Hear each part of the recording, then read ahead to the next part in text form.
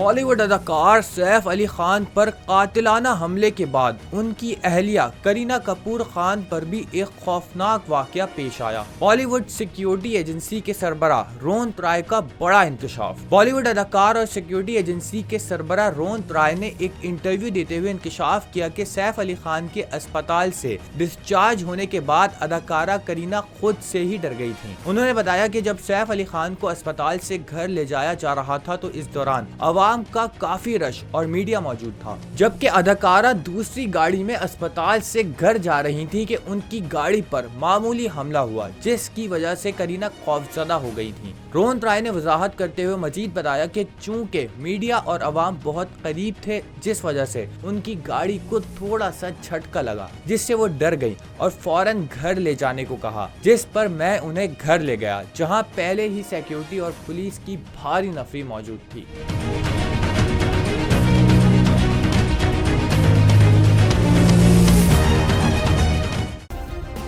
Subscribe करें और bell दबाएं ताकि कोई खबर रह न जाए।